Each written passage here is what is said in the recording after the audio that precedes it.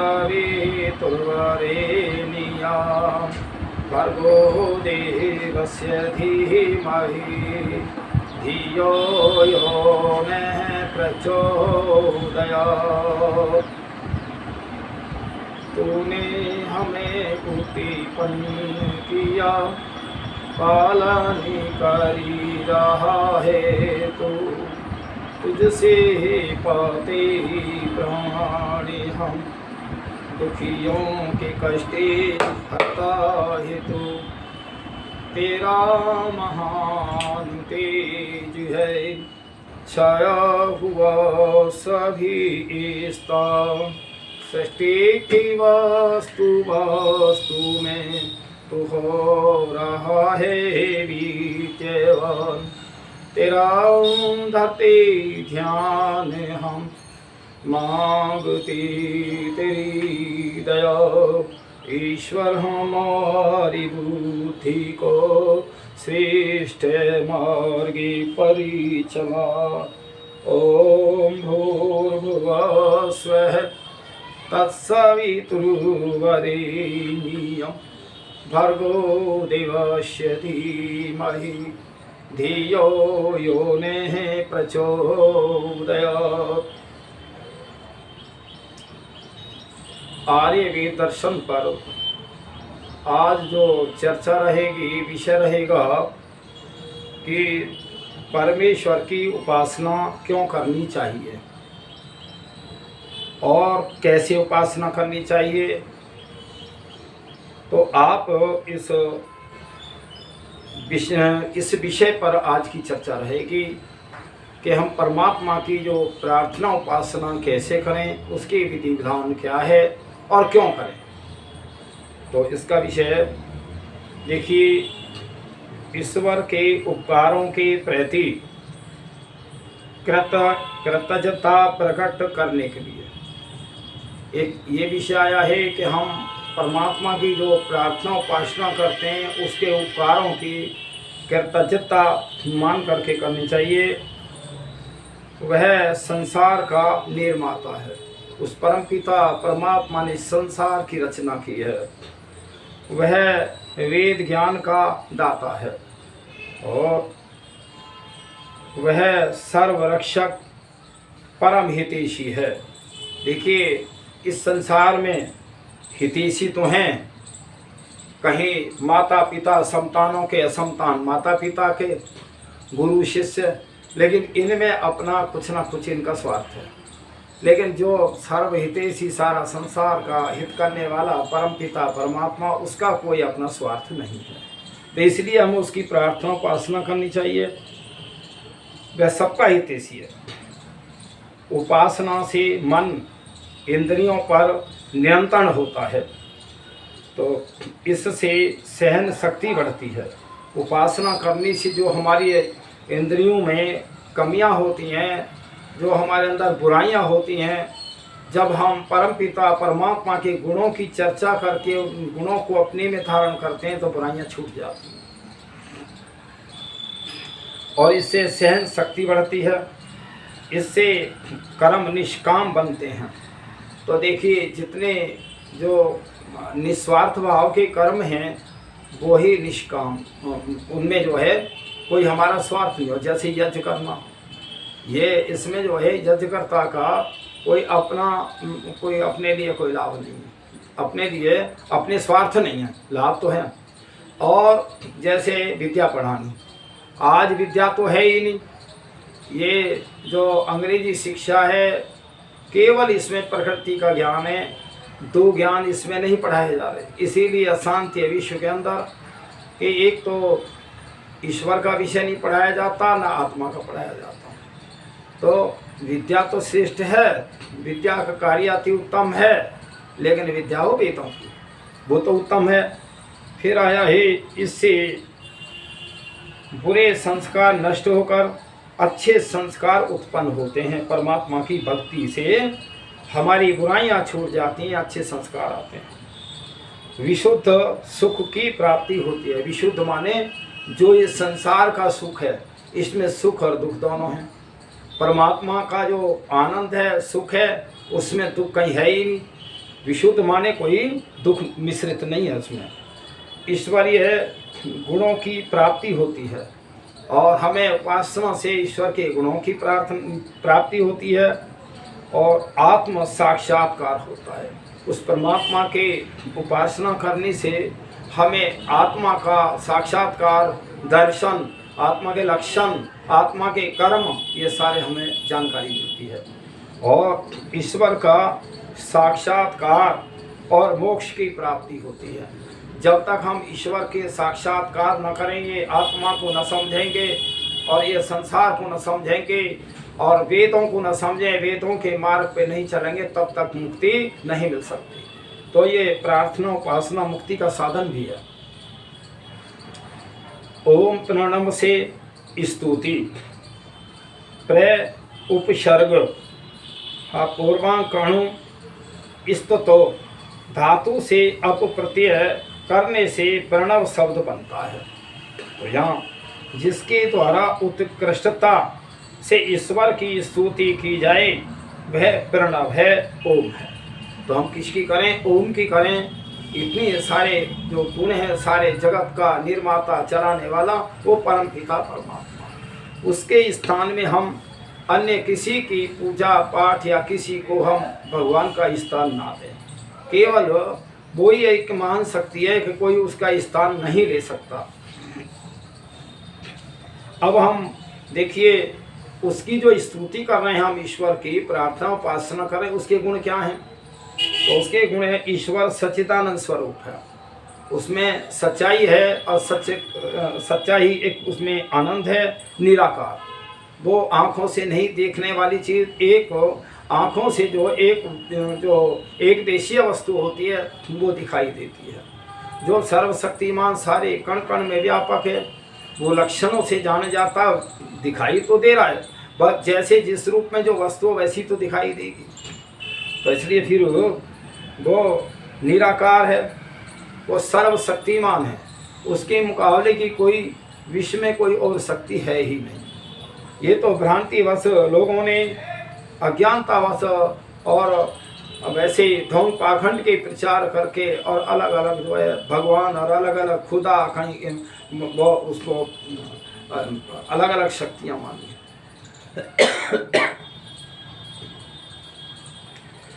वो न्यायकारी है, वो सबका एक समान सबका न्याय करता है। उसके यहाँ किसी का पक्षपात नहीं है। उसके ना कोई यहाँ भाई वो ना कोई हिंदू है, ना मुसलमान है, ना ईसाई है, ना सिख है, ना जैन या और कोई मत का कोई पक्षपात नहीं है। और अनादि काल में भी ये सब जो जितना वो बना रखा है ना, ये सब पार्टियां कह लो या अलग अलग संगठन कह लो, लेकिन अनादि काल में तो दो ही मनुष्य के नाम आए हैं बस, एक आर्य और एक अनार्य। जो वेदों के विद्वान हैं, संध्या उपासना करते हैं, ईश्वर को मानते हैं, वे आर्य हैं। और जो भाई एक तरह चोर डकैत और अंडे मांस शराब इत्यादि गुटखा तंबाकू खाने वाले, ये सब अनार्य हैं। अब अनारी में कहीं भी उनका अर्थ लगा लो अनार्य का। तो इसलिए ये दो समुदाय थे, आज हजारों लाखों समुदाय, लाखों तरह के जो है मनुष्य के जो भ्रमित कर दिया, लाखों उसमें बांट करते। तो मैं न्यायकारी है, अजन्मा है। कई बार हम उसकी मूर्ति बनाते हैं, कई बार कहते हैं कि ईश्वर अवतार लेके आए, नहीं लेता। वो तो अजन्मा है, कभी जन्म ही नहीं लेता। अच्छा एक बात है कि भाई कई लोग कहते हैं राम आए रावण को मारने के लिए या कंस को मारने के लिए श्री कृष्ण पैदा हुए। भाई जो एक महान शक्ति है सारे विश्व के अंदर, और उसको रावण और कंस को पैदा करने वाला कौन? ईश्वरी तो है, उनको जन्म देने वाला। और ये शरीर तो एक ना एक दिन वैसे भी नष्ट होता है। पर ये बात है कि जब दुष्टता बढ़ती है ना कोई ऐसी महान आत्मा आती है जो उन दुष्टों का पतन करती है। तो इसलिए ईश्वर तो जन्म नहीं लेता, वो सर्वत्र व्यापक है। अभी हमारे जो यान है चंद्रमा तक गए, अब सूर्य पे भी पहुंच रहे हैं। इसमें पहले से ही वेदों में आया है कि ये इनका नाम वसु आया है। इनका नाम जो है वसु इसलिए है कि इनमें प्रजा भी बसती है, और कहीं प्रजा ना भी हो तो बस सकती है। 5 चीज़ें चाहिए बस, एक अग्नि हो, जल हो, वायु और आकाश और पृथ्वी। हर जगह हर प्राणी वहाँ बस सकता है। तो ये तो पहले से ही जब वहाँ तक का आदेश वेद के अंदर है, तो ये ज्ञान कहाँ से आया? ईश्वर से आया। और ये हमने जो साक्षात्कार किया, देखा, तो ये सब वहाँ तक ईश्वर है। और ईश्वर देखिए, विमान के अंदर कोई व्यक्ति जा रहे हैं, किसी ने बदतमीजी की, तो बदतमीजी की तो परमात्मा उसको दंड कैसे देगा? तो वहाँ भी परमात्मा इस खाली स्थान को जो है आकाश कहते हैं। उस खाली आकाश, खाली जगह में विमान उड़ रहा है, तो वहाँ भी परमात्मा उस खाली स्थान में भी है। उसकी बड़ी सूक्ष्म गति है। उसको अगर इस जीवन में समझ लिया तो ठीक है, और आगे पता ना हमारे कर्म के अनुसार कौन सी योनि में, कौन सी जन्म में जाएंगे। मनुष्य योनि तो मिली हमें मुक्ति प्राप्ति के लिए, इन जन्म मरण के बंधन से छोड़ जाए, इसलिए परमात्मा ने बड़ी कृपा की हम पे। फिर आया है कि वो निर्विकार है, अनंत है, अनादि है, उसका कोई आदि अंत नहीं है। 100 हुए, 1000 वर्ष हुए, लाख, करोड़, अरब, ऐसा कोई वो नहीं है। और ना ही कोई ये जो हम जीवात्मा हैं, ये भी अनादि है। इसकी भी कोई वो नहीं है कि जीवात्मा बना हुआ है या परमात्मा ने बनाया। ये परमात्मा ने भी जीवात्मा नहीं बनाया। अब रह गया संसार। संसार जो है ये भी अनादि तत्व है। कभी ये जब प्रलय होती है तो सूक्ष्म तत्व में रह जाते हैं। उन सूक्ष्म तत्वों से फिर परमात्मा इस सृष्टि की रचना करता है। इतना कार्य परमात्मा कर रहा है। और ये जो दुनिया बनाई है परमात्मा ने 4 अरब 32 करोड़ वर्षों के लिए बनाई है। इसमें जो समय व्यतीत हुआ है 1 अरब 96 करोड़ 8 लाख 53,124 वर्ष। आप गणित के हिसाब से इसमें से 4 अरब 32 करोड़ वर्ष में से घटा लें, अभी 2 अरब वर्ष से भी ज़्यादा समय है। तो ये कौन बता सकता है? उस जो जिसने जो चीज़ बनाई है। अब एक मकान का जो कारीगर है, वो मकान का कारीगर ही तो बताएगा मैंने कितना सीमेंट लोहा क्या लगाया, तो वो बता देगा इतने दिन चल जाएगा। ऐसे ही परमपिता परमात्मा ने जब सृष्टि का निर्माण किया तो इसकी आयु भी निर्धारित की है। तो देखिए फिर अनुपम है, वो अपने में अलग है, दयालु है। देखिए सब पे दया करता है। हम उसकी उपासना क्यों करें? मानो इस पृथ्वी पे अच्छे भी हैं, देवता भी हैं, राक्षस भी हैं, सभी तरह के प्राणी हैं। और चींटी से हाथी पर्यंत, मनुष्य पर्यंत जितने प्राणी हैं, वायु चल रही है तो बताओ सबको मिल रही है ना मिल रही? अभी भारतवर्ष में सूर्य निकला है, सूर्य की रोशनी सभी को जा रही है। और जल सबको मिल रहा है, पृथ्वी सबके लिए अन्न औषधि दे रही है। तो ये बताओ परमात्मा कितना दयालु है। उसने कोई, हम क्या कोई कीमत दे सकते हैं? सूर्य की कीमत का दे सकते हैं? या जो हमें अन्न औषधि मिल रही है, क्या वो यही उनकी जो कीमतें दे सकते हैं? तो उस परम पिता परमात्मा की बड़ी कृपा है। इसीलिए जो प्रार्थना उपासना ना करते वो कृतघ्नी है।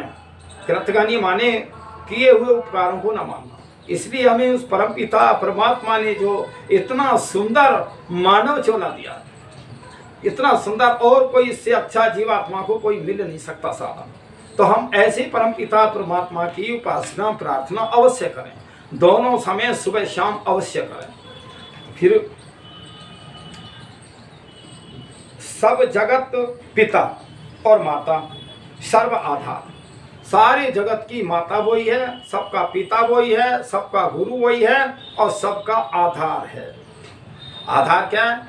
जैसे मेरे शरीर में आत्मा है और अंदर आत्मा बैठी है, ऐसे ही जैसे शरीर की को संचालन करने वाली आत्मा है, ऐसे ये सारे जगत की आत्मा परमपिता परमात्मा है। सारी शक्ति वही अंदर से काम कर रहा। सब ये विचार करो, ये सब अगर हम प्रार्थना उपासना में बैठ के उसका हम वो साक्षात्कार करें, बहुत सारे हम पापों से बच जाएं, आत्मा में आनंद आएगा। तो हमें उस इसलिए परमपिता परमात्मा की प्रार्थना उपासना अवश्य करनी चाहिए। और सर्वेश्वर है, सर्वव्यापक है, सब में व्यापक है, और जो कुछ कर दे उसके ऊपर कोई हिसाब लेने वाला या कोई रोकने वाला नहीं है। सर्व ईश्वर है, सर्व अंतर्यामी है। वो हमारे बात की, आत्मा की बात को जानता है। देखिए कितना सूक्ष्म है, कितनी सूक्ष्म बात को जानता है। मेरा किसी से मन में द्वेष है और मैं उससे घृणा कर रहा हूँ, द्वेष कर रहा हूँ, मैं उसके वो सोचना इसका ये हो जा वो हो जा। अभी तो वो ना व्यक्ति सुन रहा है ना देख रहा है, लेकिन परमपिता परमात्मा मेरी आत्मा की आवाज़ को वो सुन रहा है। वैसे वो भी जो है पाप में आता है, इसको मनसा पाप बोलते हैं। तो परमपिता परमात्मा की कितनी सूक्ष्म गति है, जो तुम्हारे कर्मों को तुम आंख बंद करके चल रहे हो, चलो अधर्म करो, पाप करो, कुछ ही करो, लेकिन परमात्मा की न्याय व्यवस्था से तुम बच नहीं सकते, अवश्य भोगना पड़ेगा। फिर सर्वांतर्यामी, वो अजर है और अमर है, अब है। वो परमात्मा अजर है, हमेशा रहेगा, और वो अमर है और अब है, कैसे डरता भी नहीं, अब उसे क्या डरना है। और नित्य है, शुद्ध है, बुद्ध है और मुक्त स्वभाव वाला है। शुद्ध बुद्ध मुक्त स्वभाव वाला परमपिता परमात्मा है, तो हमें उसकी प्रार्थना उपासना अवश्य करनी चाहिए। और आनंददायक है, वो परमात्मा का जो स्वभाव है वो आनंददायक है। देखिए एक बात सुनिए, मैं एक आत्मा हूँ, आत्मा के दो गुण हैं। आत्मा में सत और चित्त दो गुण हैं, और परमात्मा में सत और चित्त, जीवात्मा और परमात्मा के दोनों के गुण बराबर हैं। लेकिन परमात्मा के पास आनंद है, तो लेकिन इस जीवात्मा के पास आनंद ना है। कभी तो ये प्रकृति में ढूंढता है आनंद, और इस प्रकृति में तीन गुण हैं, सत और चित्त नहीं, सतोगुण, रजोगुण और तमोगुण। तो ये जो है दिन भर में ये तीनों गुण हमारे बन जाते हैं। कहीं हमें अहंकार आ जाता है, क्रोध आ जाता है, कहीं हम दान करते हैं, कहीं दया करते हैं, तो वो तीनों गुणों में वो परिवर्तित हो जाता है। लेकिन इस जीवात्मा के पास जो आनंद नहीं है, आनंद ये संसार में ढूंढता है, और जहाँ आनंद है वहाँ ये जाता नहीं। तो इसलिए एक बुढ़िया थी, उसकी सुई गिर गई। जब सुई गिर गई तो बुढ़िया जो है वो रात में अंधेरे में वो ढूंढ रही थी। तो एक लड़का आया, दादी क्या ढूंढ रही है, क्या खोगा तेरा? बेटा मेरी सुई खो गई। कि सुई कहाँ खोई है? कि जहाँ सुई खोई थी वहाँ तो अंधेरा है, और जहाँ बल्ब की रोशनी थी वहाँ वो सुई ढूंढ रही है। कि दादी सुई तो वहीं मिलेगी जहाँ खोई है। ये संसार के लोगों, तुम जो है जहाँ प्रकाश है, जहाँ ज्ञान है, आनंद है, वहाँ से तुम विपरीत हो करके और इस संसार के तुच्छ आनंद में, इसकी जो है चकाचौंध में जो है तुम दौड़ रहे हो, परमात्मा को भूल रहे हो। कहीं तो परमात्मा का स्थान भक्तों ने ले लिया, कहीं कुछ ले लिया, नई नई कलाकृति, नई नई आकृतियाँ, नए नए हो करके। तो ये उस हमें परमपिता परमात्मा को जान करके निराकार को उसकी प्रार्थना उपासना करनी चाहिए। शांत वातावरण में बैठ करके उसका ध्यान लगाना चाहिए। यह तो देखिए, इन विशेषणों से परमात्मा की स्तुति और गुण कीर्तन करना चाहिए। अब आता है कि हम ईश्वर के स्वयं प्रियतम उपरांत और सब श्रेष्ठ कार्यों में सहाय करना है। तो हम हर एक कार्यों में उस परम पिता परमात्मा को जाने, उसी को धन्यवाद दें। पहले हमें उसी का कार्य करना चाहिए, उसी का नाम लेना चाहिए। हमें यज्ञ हवन नित्य करने चाहिए, सब परम पिता परमात्मा की उपासना। प्रभु के आनंद स्वरूप में मग्न हो जाना, उपासना कहते हैं। कि जीव आत्मा उस समय परमात्मा के निकट में है, और निकट में है तो जो परमात्मा का गुण है आनंद, तो उस समय जब वो जीवात्मा परमात्मा के निकट में रहता है तो वो आनंद स्वरूप वो भी हो जाता है। जैसे अग्नि में हमने लोहे को गर्म किया तो लोहा भी लाल हो गया, अग्निवत हो गया। इसी प्रकार अग्निवत जीव आत्मा जब परमात्मा को जान लेता है, उसके उसमें आनंद में मग्न हो जाता है, तो वो भी अग्निवत हो जाता है। उस समय जब परमात्मा के दर्शन होते हैं तो उस समय वो सोचता है तो बहुत ऊंचाई पे, बहुत ऊंचे पर्वत पे, बहुत ऊंचा है, तो बहुत उसे आत्मा में आनंद आता है।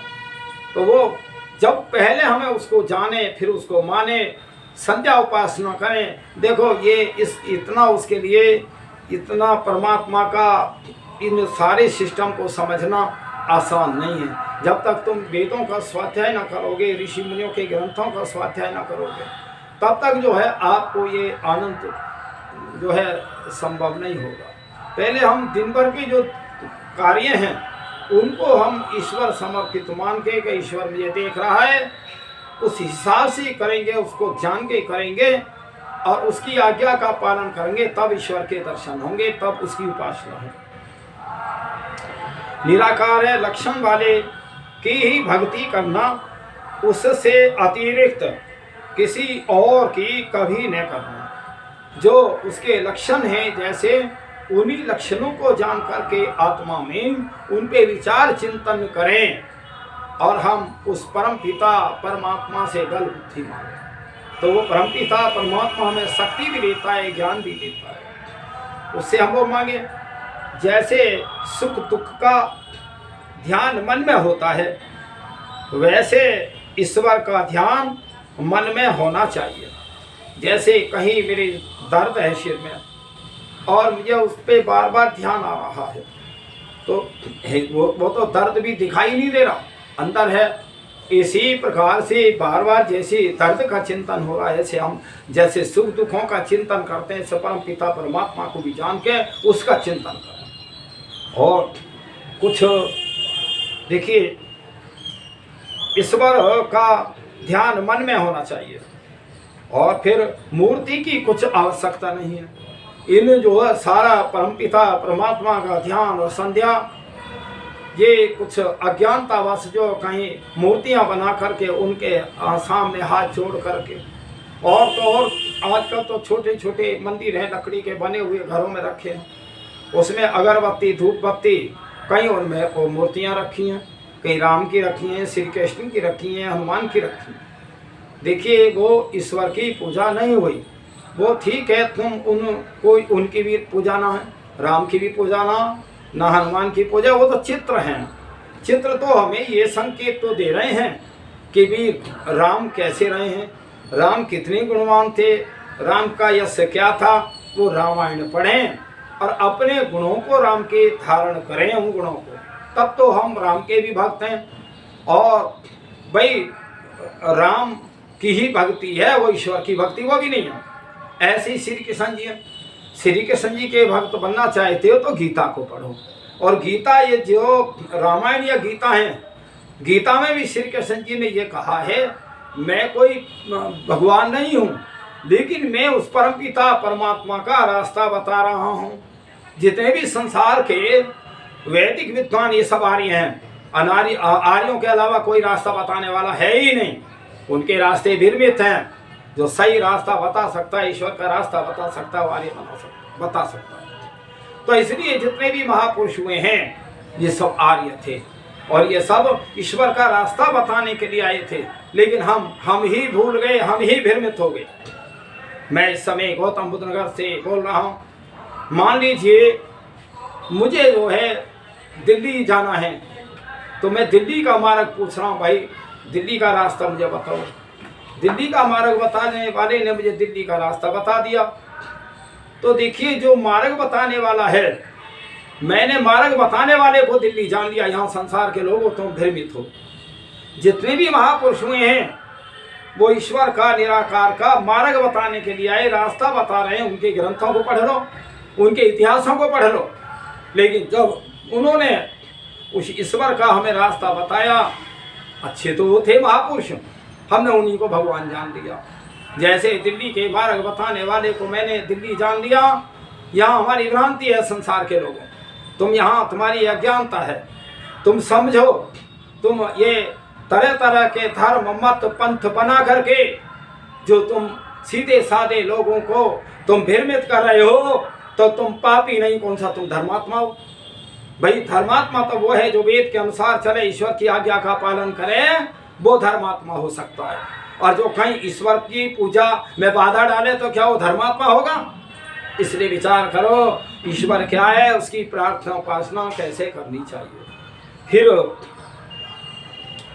ईश्वर के जितने ज्ञान का अनुभव स्व सामर्थ्य अनुसार होगा, उसकी आत्मा उतने ही सुख को प्राप्त होगी। जितना हमें ईश्वर की तरफ ज्ञान प्राप्त हो जाएगा, उतना ही हमें ईश्वर से आनंद मिलना लगेगा।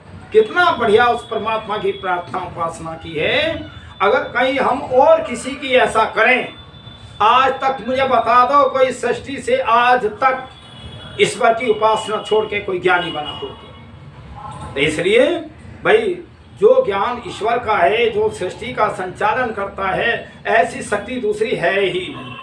फिर हम अज्ञानता में जा रहे हैं। तो इसलिए संसार के लोगों, तुम एक ईश्वर को मानो, उसी को जानो, उसी की उपासना प्रार्थना किया करो, तभी तुम्हारी प्रार्थना सफल होगी। क्योंकि और उसको जानने के लिए आपने वेदों को अवश्य पढ़ना चाहिए।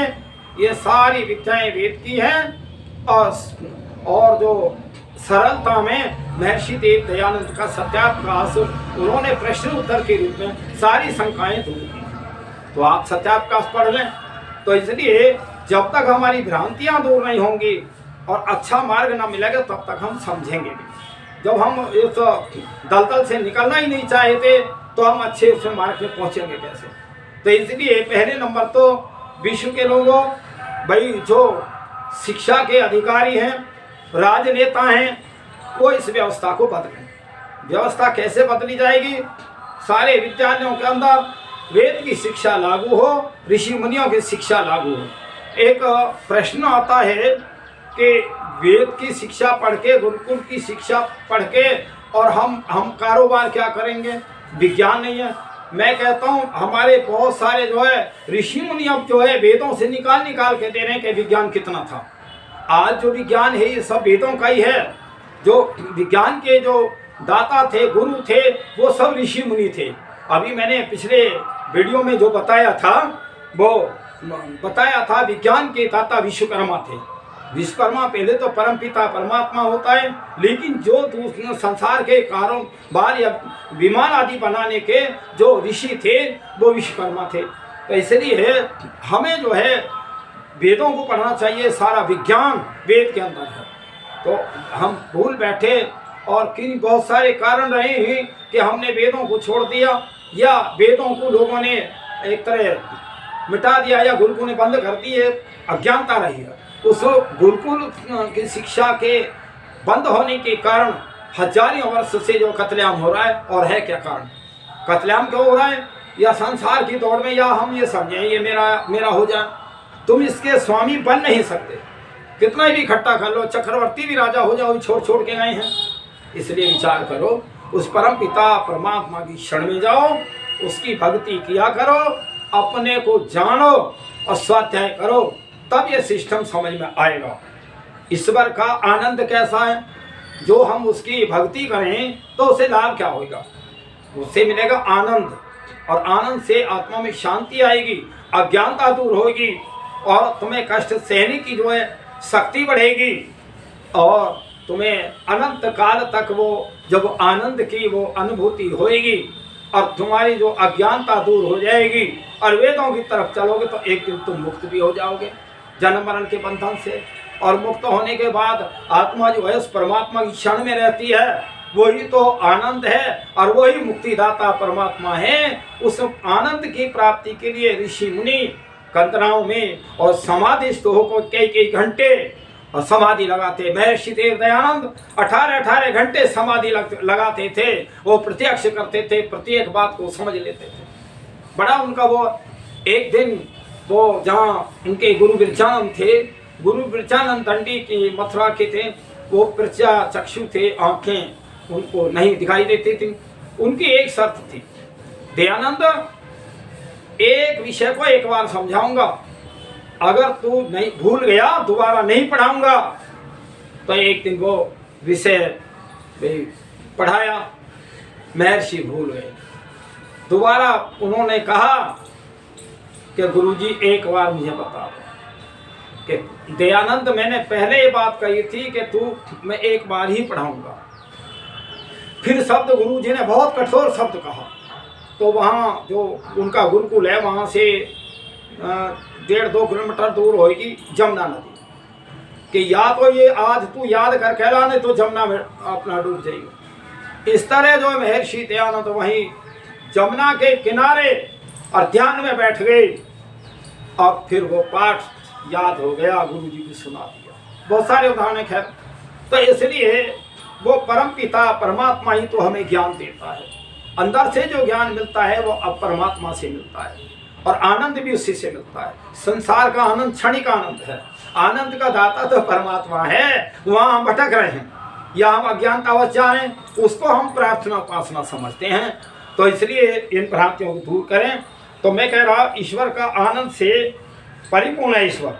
जैसे भूखे व्यक्ति को अत्यंत स्वादिष्ट उचित भोजन मिलने पर लौकिक सुख मिलता है, परंतु यह जो हीन उपमा है वैसे तो ऐसे ही और दुख की निवृत्ति और आनंद की प्राप्ति योग अभ्यास द्वारा ईश्वर से ही होती है।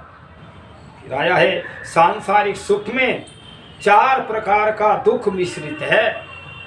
जैसे हमने मिश्री हलवे की मिठास अनंत है, कम होते होते गारा मिट्टी के समान रह जाती है, लगने लगती है, परंतु ईश्वर उपासना से आनंद बढ़ता है, बढ़ता ही जाता है। सांसारिक सुख से रोगी ईश्वरीय और सुख सेवन से निरोगी होता है और ईश्वर का आनंद नित्य और विशुद्ध है।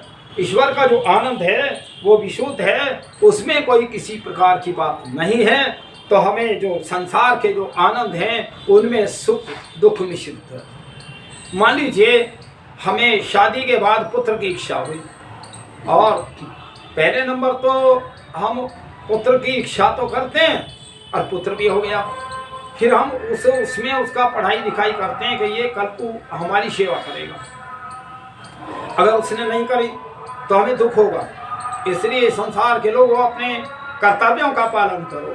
तुम ये सोचो कि मेरा पुत्र है, पढ़ाई लिखाई ब्याह शादी करना रोजगार कराना ये मेरा कर्तव्य है कि मैं पिता हूँ, उसके बदले में अब स्वार्थ मत सोचो। अगर उसने कल को सेवा ना करी तो तुम्हें बहुत कष्ट होगा।